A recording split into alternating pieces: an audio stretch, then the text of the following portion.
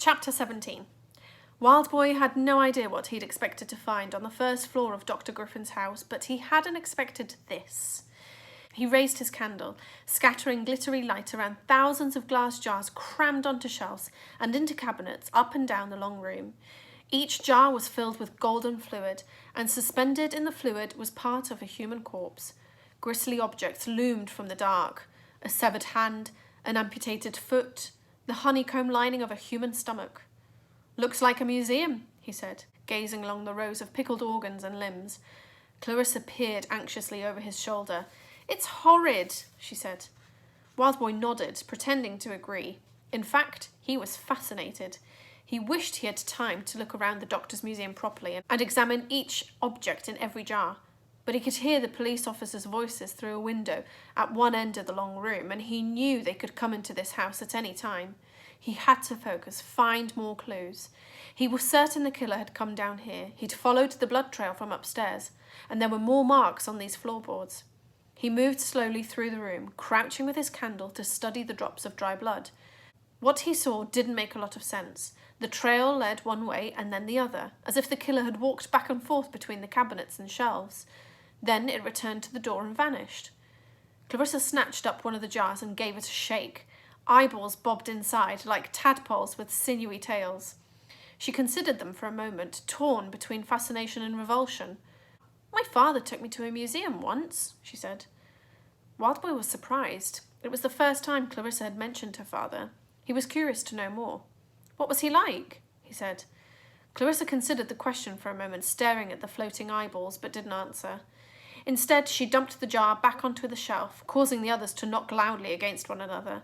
"So why did the killer come down here?" she said. "He was looking for something, but I don't think he found it." "Why not?" "He was in a rush. He had to get out the front door before the students came down from upstairs to search the house." Rising to tiptoes, Wildboy examined the jars on the shelves up high, and then he crouched and checked those down low. Judging from the thick sheen of dust around their bases, none of them had been moved for months. "Hey, look at this," Clarissa said. He hurried to join her at the other end of the room, where a large oil painting hung between the shelves, set in a twisting frame of gilded leaves. The painting showed 3 smartly dressed men, their faces lit by sparks that flew from some kind of scientific contraption on the table. Clarissa tapped one of the figures. "Ain't that Professor Wollstonecraft?" Wildboy nodded slowly. It was strange to see the old showman dressed so neatly and without his shaded spectacles, but there was no mistaking that crooked frame and wine-red nose. "And that man's Dr. Griffin," he said. "So who's the other bloke?" The hairs bristled on Wildboy's back. He recognised the third man, who was taller than the other 2, with a thin face, slicked silver hair, and a patch over one eye. "That's the man from the fair," he said. "That's the man with the golden eyeball." "It is," Clarissa said. "Look, there's some writing." She crouched and read a brass plaque at the base of the frame. "To Dr. Charles Ignatius Griffin, for serving your country as a gentleman." "Gentleman?" "Says it with a big G." Wildboy stepped closer, staring at the scientific device in the painting. Sparks flew from a ball of copper tubes fixed to an axle between 2 wheels. "A machine," he said. Clunk, thunk. They both turned. The noise had come from downstairs. "What was that?" Clarissa hissed. Wildboy stood still, trying to listen for any other sounds above the thumping of his heart. There were none. He couldn't even hear the police officers out on the street. "We should go," Clarissa said. He knew she was right, but he wasn't ready to leave.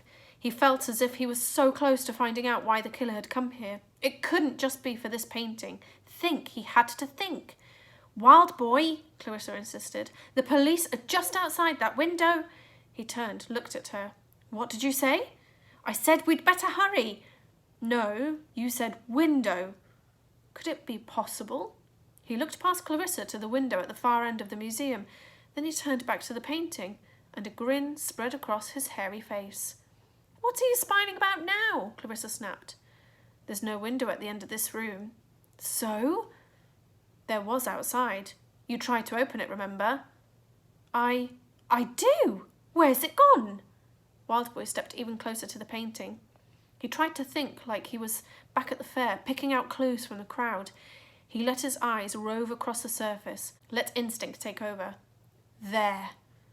What? What have you seen now? Clarissa said. Look, up there. High up, a tiny patch of gilt was missing from the frame. It hadn't been knocked or chipped. It had been worn away, as if something had rubbed against it. Wildboy reached for the spot, but he was too short. Feel under there, will you? He said. Where the gold's gone. Clarissa tried to look annoyed at being bossed about, but she couldn't hide her curiosity. Elbowing him aside, she slid her hand under the spot on the frame. Her palm rubbed against the gilded wood. Her eyes widened. There is something there, she said. Feels like... A lever? You mean this painting? Opens. Now Clarissa grinned too. There's a secret room? There's a secret blimmin' room. That's the end of chapter 17. Come back tomorrow for a couple of more chapters. Bye.